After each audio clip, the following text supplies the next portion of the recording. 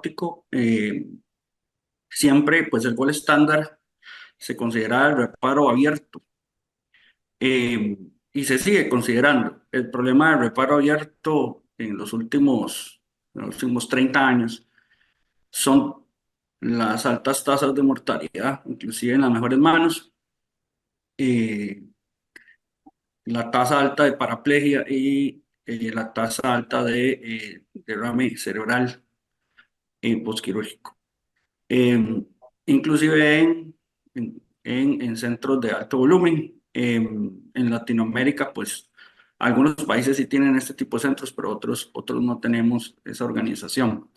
Entonces, con base en eso, cuando empezó la era endovascular, se empezó a desarrollar reparos híbridos y luego la parte endovascular empezó a crecer. Entonces, más o menos, les voy a compartir la evolución que hemos tenido acá en Costa Rica con base en eso.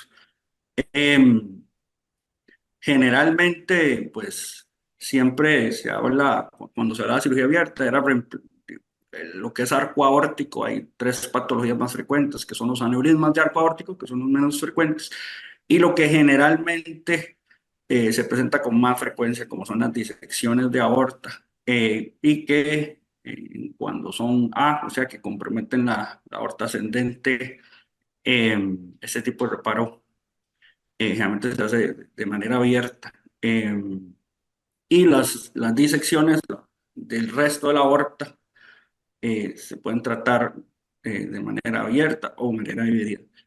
Con el tiempo, entonces, por lo que mencioné anteriormente, el reparo abierto se empezaron a hacer en las disecciones del arco distal, o sea, que van de la carótida para atrás, a hacer reparos con chimeneas. Chimenea básicamente es algo que empezó hace como 15 años, y que es poner como cuando no hay suficiente sello para la prótesis, poner un stent que es como un periscopio en el sello proximal para no perder la circulación del vaso en sí.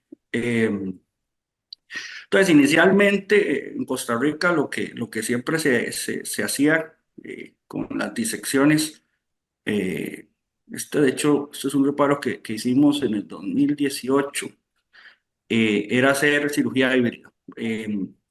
Cirugía cardíaca, pues muchos de los pacientes nos lo rechazaba por alto riesgo quirúrgico.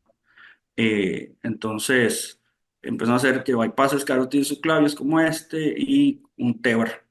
Eso era lo que empezábamos a hacer. Ya cuando, inclusive por ejemplo, es un caso que habíamos hecho en el 2000, por esa época también, que era una transección de aorta después de un trauma aórtico, con un trauma aórtico tipo 4, con básicamente un aneurisma ahí grande, sacular. Y en aquella oportunidad, pues lo habíamos reparado con chimeneas, porque era también paciente que se había puesto de alto riesgo para cirugía abierta. Eh, Como era que hay una chimenea a la carótida y un periscopio que va hasta abajo a la subclavia. Eh, Más o menos eso es lo que hacíamos en el 2018, 2019, por ese tiempo. Y en aneurismas, por ejemplo, este fue un reparo, probablemente este fue el primero que hicimos en Costa Rica, de ascendente en el Calderón Guardia, eh, y era un aneurisma de arco aórtico, y ese es el primero que hicimos que involucraba zona cero. El problema de estos reparos con chimeneas es que básicamente usted el sello proximal lo compromete al tener que meter el stent de la rama, de la innominada, de la carótida, en conjunto con el stent que sella. Entonces tienden a hacer endofugas, y que ese es el downfall de este reparo. Ahí, esto lo que habíamos puesto en hemodinamia en aquel tiempo, ¿verdad? Y lo poníamos como paso a paso, que el bypass carotido subclavio, la disección de la braquial derecha, los artogramas, introducir la endoprótesis, etc. Pues este caso lo resolvimos de esta manera, como ven acá, era un aneurisma bastante grande, carotido subclavio, chimeneas en la ascendente. Eh, pues le fue bastante bien la señora, todavía está bien. Y Sí nos hizo un endolito tipo 1 como a los 2 meses, pero lo resolvimos con una extensión en la ascendente. Y era pues lo que teníamos acceso en ese momento antes de que empezara los reparos fenestrados. Eh, en Costa Rica, pues en los últimos 2, 3 años se ha tenido acceso a terapia endovascular más compleja y acceso a dispositivos custom made o dispositivos donde usted tiene la ventaja de poder diseñar la prótesis con el TAC. No voy a entrar mucho en este caso, este es el primer reparo de arco aórtico fenestrado ya custom made que se hizo en Costa Rica. Lo hicimos el año, pues, como un año y medio. Era una rama de la subclavia, un paciente con disección. Se le hizo cetotomía endovascular, que es uno de los procedimientos nuevos que estamos haciendo en las disecciones de aorta, pero que no me voy a entrar mucho para no perder tiempo del otro resto de la charla. Y pues se resolvió. Como ven, ya la rama de la subclavia viene incorporada y se canula por abajo. Entonces no hay que hacer, es completamente endovascular por las femorales y tenemos que hacer accesos por arriba, que generalmente estos reparos se hacían mucho por acceso, digamos, carotidio o acceso axilar. Em, Esto lo que hablaba de la septotomía, las pacientes con disección crónica, que luego el falso lumen se dilata a más de 50 milímetros, 55 milímetros. Ahora pues hay nuevas técnicas que permiten deshacerse del septo y poder hacer una zona de sello para poder repararlos de una manera adecuada. Entonces les voy a presentar ya como ven la evolución de cómo veníamos trabajando, y por cirugía híbrida, luego cirugía con chimeneas, luego el primer reparo. Entonces, este es ya pues el primer reparo de ascendente con fenestrado que hicimos. Durante 41 años, perdón, tuve una sección hace 10 años. Eh, Hicieron un reemplazo de ascendente, le pusieron una válvula mecánica y con bypasses, obviamente coronarios, y además es un paciente con Marfan, con diagnóstico genético positivo.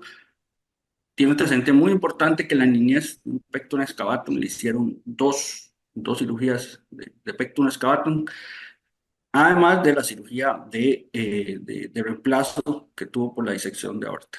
Eh, Él empezó a consultar, había sido dado de alta por cirugía cardíaca y empezó a consultar por dolor torácico, dolor abdominal recurrentemente al servicio de emergencias. En una de esas, pues lo abordamos. El ecocardiograma inicialmente se veía bien eh, y pues los laboratorios bastante bien.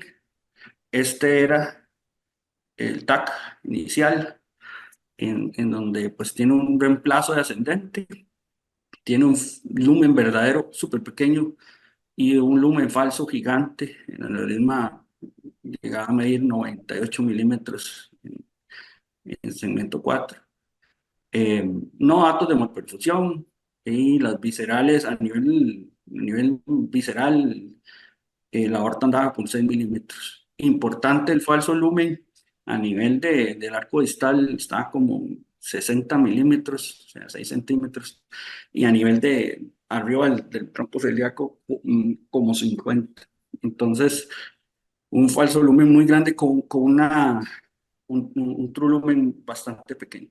Eh, entonces, ya de por sí, un reparo complejo. Esta es la reconstrucción, eh, donde ya podemos ver con un acceso disecado hasta las ilíacas y un lumen verdadero. Aquí disecado hasta la ilíaca común derecha y un lumen verdadero bien pequeño.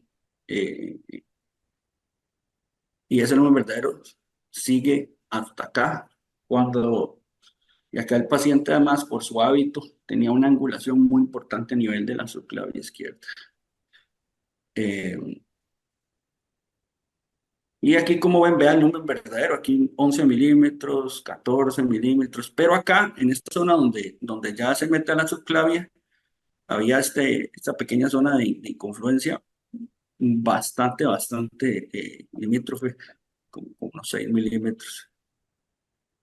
Este era el hábito del paciente, como ven, varias esternotomías. Después del reparo de aorta ascendente, el paciente tuvo eh, un infarto postquirúrgico y le pusieron un stent en la circunfleja. Y luego él tuvo otro infarto postquirúrgico, o dos infartos postquirúrgicos después de reparo ascendente que fueron resueltos con dos stents en la circunfleja. Pero pues se había recuperado bien, paciente relativamente joven. Entonces, cuando lo abordamos, pues se consultó a varias gente de cirugía cardíaca. La válvula aórtica, ahorita van a ver, está casi en el flanco izquierdo, súper abajo por el hábito de él. eh, y pues lo declararon inoperable. Y él recurría al servicio de emergencias por dolor torácico. Comparando los TAC previos, el del año había crecido 2 centímetros en un año el size. Entonces, pues nos dimos a la tarea de hacerle, aunque es un reparo complejo y un caso complejo, pues hacerle una opción al paciente. Generalmente para este tipo de reparos se requiere un planning bastante detallado, no vamos a entrar tanto en eso, medir de la unión sinotubular, medir las clot position de cada vaso. eh, eh, Generalmente todo se hace, las medidas, sobre todo en lo largo, con la curvatura mayor, no con el center line. Y luego también hicimos un análisis de la válvula mecánica. La válvula mecánica se consideraba antes una contraindicación absoluta para hacer reparo endovascular, porque al pasar la válvula puedes dañar los lifters de la válvula y pues el paciente puede morirse en la mesa. Entonces, pasar válvula mecánica con guía, aquí vamos a ver algo que hicimos que, pues, es algo que es bastante importante. Entonces se hizo un planeamiento, una prótesis custom made. Decidimos por la angulación de la subclavia, que nos daba miedo que generalmente en la subclavia se pone una rama retrógrada que se canula por abajo, por la femoral. Decidimos no hacerle una rama ahí y previo hacerle un bypass carotido subclavio y usar ese carotido subclavio para poder, por el mismo bypass, canular la rama interna. Cook Medical, pues después de muchos errores que se cometieron por muchos años, cuando empezaron las chimeneas y estos reparos que nosotros hicimos, costaba mucho alinear la prótesis con los troncos supraórticos. Entonces, a veces había gente que hacía lo que llaman el back table, que eran huecos en la prótesis. Estos huecos en la prótesis desplegaban la prótesis y el hueco por la curvatura de la aorta quedaba en otro lado y no lo podían canular. Entonces, por eso al principio mucha gente pues lo que hacía era chimeneas porque no había tanto problema con eso. Pues con Medical, con todo el research que se ha hecho de custom alrededor del mundo, pues se vio que este tipo de prótesis tiene dos diseños muy buenos. Uno, que tiene un spider wire. El spider wire es una guía que va en la parte de abajo de la prótesis, que le da cuerpo y lo apega a la curvatura menor de la aorta. Y eso le da una estabilidad para que las ramas no se muevan. Y luego se inventó, lo que ahorita vamos a ver con detalle, que era mejor tener ramas internas. ¿Por qué ramas internas y no fenestras? Fenestra es un hueco en la prótesis. Una rama interna es una rama que van a ver que sale de adentro de la prótesis. Estas ramas internas lo que permitían era que usted tuviera más espacio de error en el cuanto usted, donde deja la prótesis, tenga más acceso a canularlo y a poder reconectar el cuerpo principal de la prótesis con la. Entonces, como habíamos hablado en este tipo de reparos, el derrame cerebral y la paraplegia son cosas muy importantes. Después de todo el research, lo más importante es tratar de no tapar la hipogástrica lo más que se pueda durante el reparo. Eh, Nosotros usamos un flush de CO2. Básicamente el CO2 se pone por 3 minutos adentro del main graft que va a estar en el arco. Ese flush de CO2 lo que hace es sacar las burbujas de aire que tiene la prótesis. Esas burbujas de aire están relacionadas con derrame cerebral. Entonces, cuando usted manipula ahí y libera la prótesis, esas burbujas de aire se van al cerebro y ocasionan derrames cerebrales. Entonces, es una técnica que ha demostrado que disminuye la tasa de stroke en el reparo endovascular. Y la otra es para disminuir el rate de paraplegia. Mantener la presión arterial media sobre 75 durante todo el caso y una CT, o sea, una coagulación bastante adecuada durante todo el caso.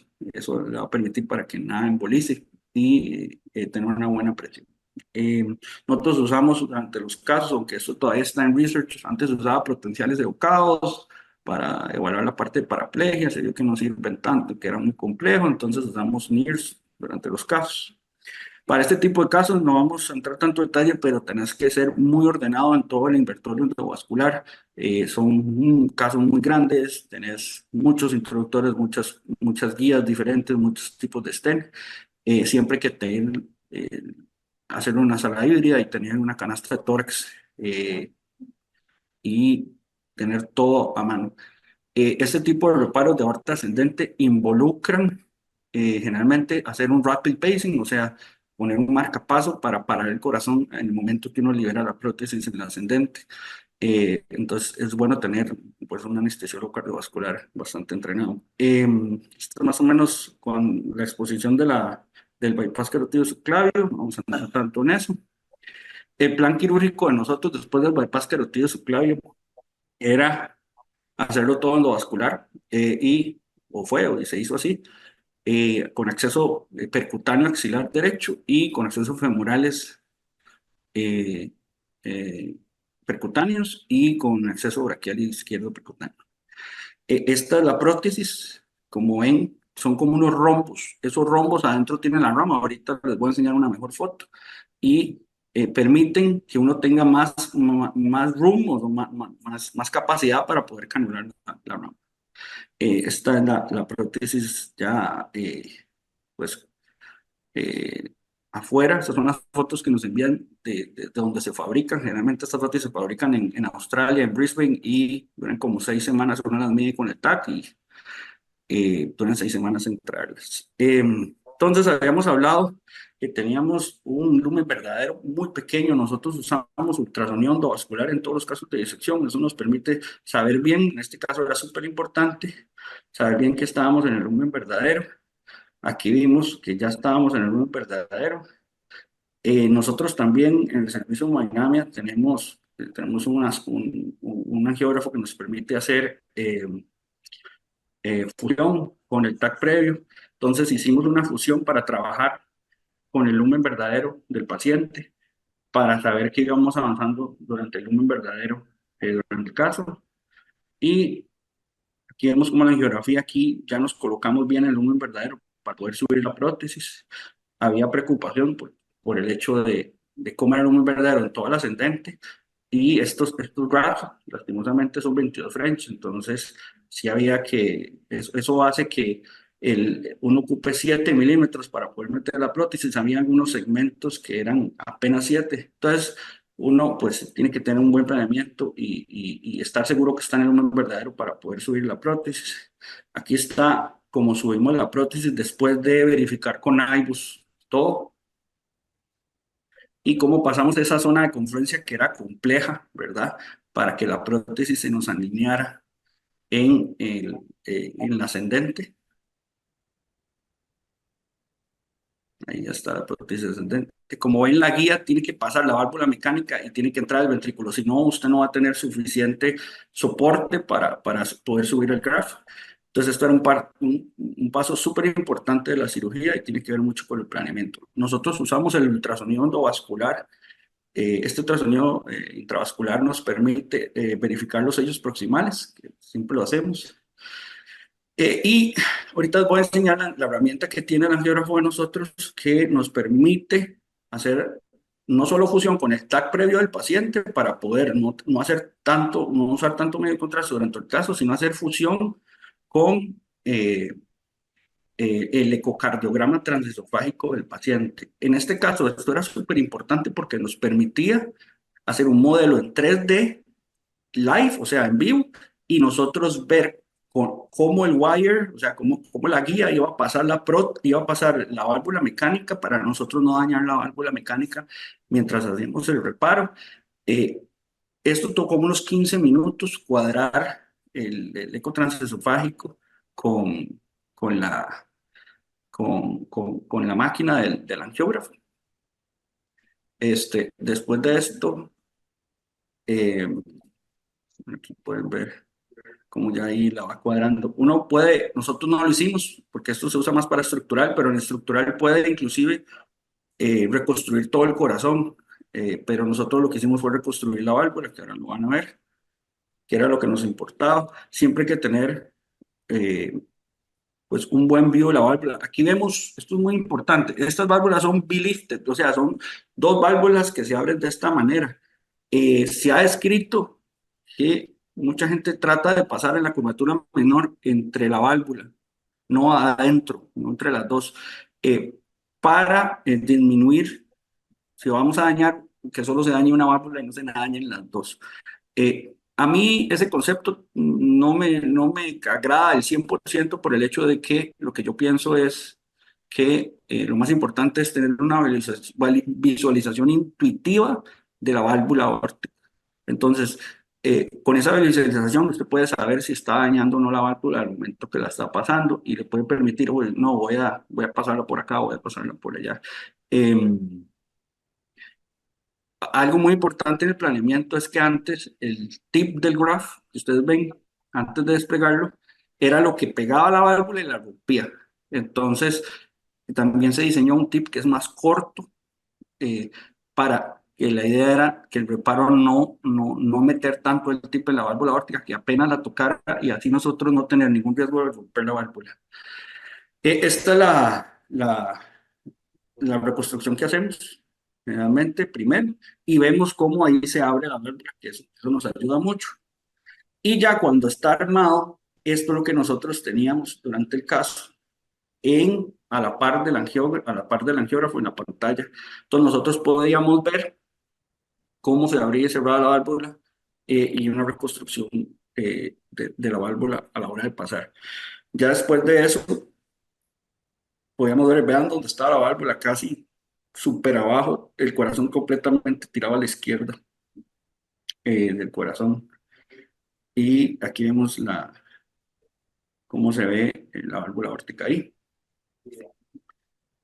Y esta es una parte muy importante.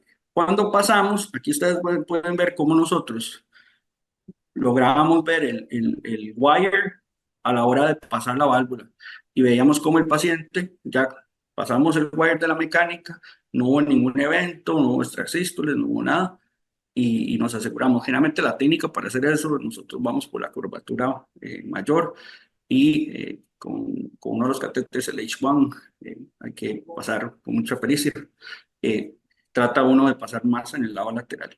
Pero en este caso la idea era asegurarnos de no dañar la válvula. Y aquí pueden ver cómo se ve ahí el wire adentro de la válvula con la reconstrucción en vivo durante el caso.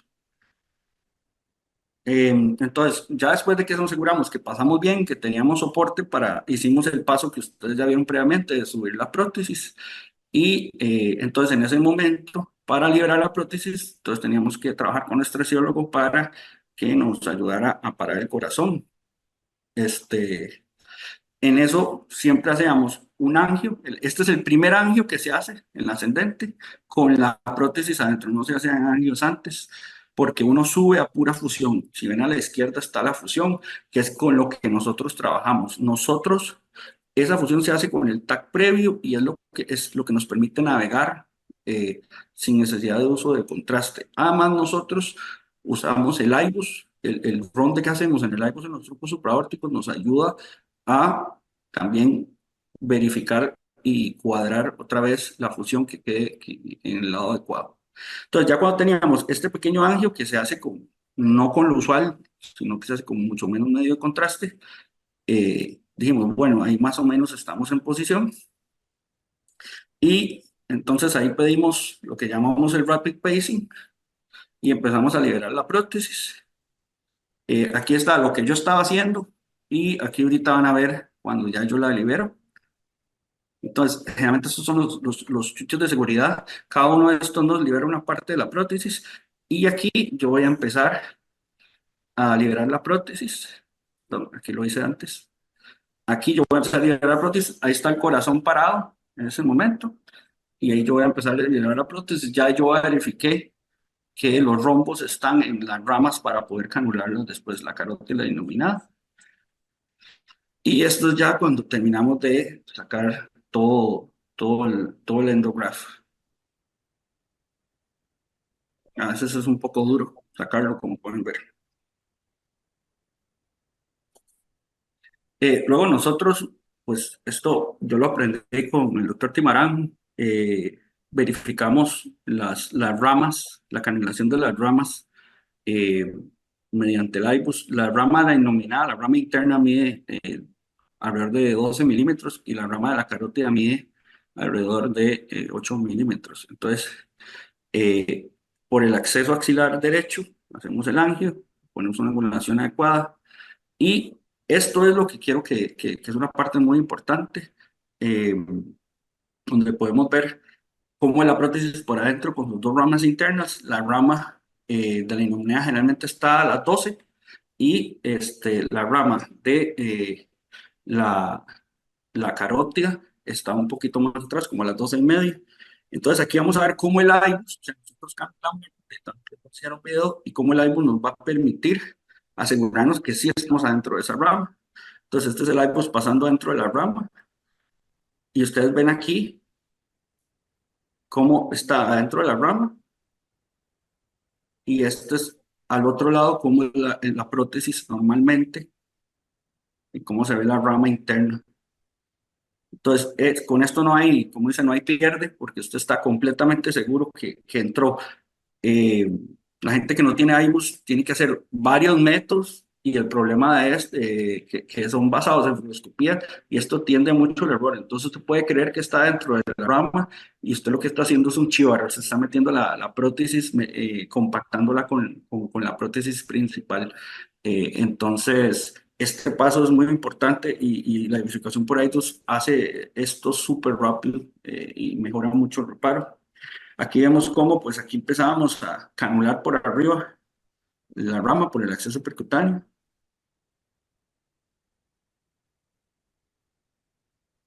Ya ven como, ya ahí la canulamos. Entonces después uno mete el IBUS y hace la imagen que vimos previamente, ¿verdad? Acá está la rama antes de poner el stent. Y bueno, ahí no se vio, pero esta es la rama cuando ya he puesto el stent. Y luego aquí vemos cómo también por el size de la rama, esta es la rama de la carótida, por localización y por el size de la rama con el IGOS podemos ver, sí, estamos en la carótida, mide 8 milímetros hasta las 12:30, y el wire está entrando donde tiene que estar. Entonces usted no tiene fallo. Aquí estamos por medio del bypass carótido subclavio por acceso braquial percutáneo izquierdo. Entramos por el bypass a la carótida, canulamos, verificamos por IGOS y estenteamos en la rama. Aquí vemos el disparo final de la rama. Y acá como se puede ver, esto es el disparo final del caso y la reconstrucción postquirúrgica. Este es el disparo final del caso, como lo pueden ver acá, con todos los troncos patentes y sin datos de disección A o disección B. Esta es la reconstrucción final. Este reparo tiene que hacerse en segmentos. La idea era reparar el segmento de ascendente a descendente al tronco celíaco primero. Primero hacer este reparo y después hacer un tebar de extensión. ¿Por qué? Porque antes hacían todo de un solo tiro, pero eso aumenta tanto forro de aorta, aumenta la tasa de paraplegia. Y en un paciente joven como este probablemente no tenga tanta circulación colateral. Entonces, eh, generalmente eso es lo que nosotros hacemos. Acá es una reconstrucción de la prótesis, cómo quedó. Y luego, semanas después, hicimos el TAR de extensión y pusimos unos coils en la subclavia.